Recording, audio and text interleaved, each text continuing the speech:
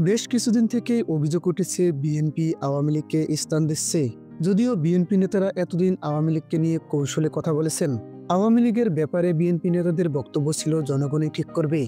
কিন্তু এবার সব জল্পনা কল্পনার অবসান ঘটিয়ে আওয়ামী লীগকে রাজনীতি করার কথা জানালেন বিএনপি নেতা।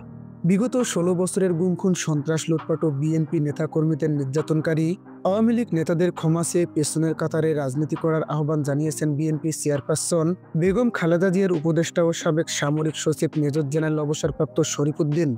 তার এমন বক্তব্যে বিএনপি নেতাকর্মীদের মধ্যে হতে পারে উত্তেজনা। কেননা বিগত আওয়ামী শাসনামলে বিএনপি নেতাকর্মীদের অনেক নির্যাতন সহ্য করতে হয়েছে। তাই বেশিরভাগ নেতাকর্মী চায় না বাংলাদেশে আওয়ামী লীগ আবার রাজনীতি করুক।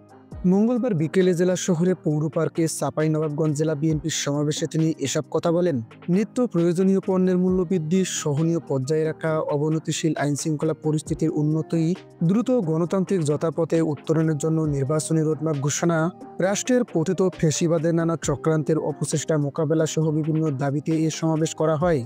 শরীফ উদ্দিন বলেন, বিএনপি প্রতিশোধের রাজনীতি করে না। বিএনপি প্রতিশোধ নিলে একটিও আওয়ামী লীগের নেতাকর্মীরা আরামে ঘুমাতে পারত না।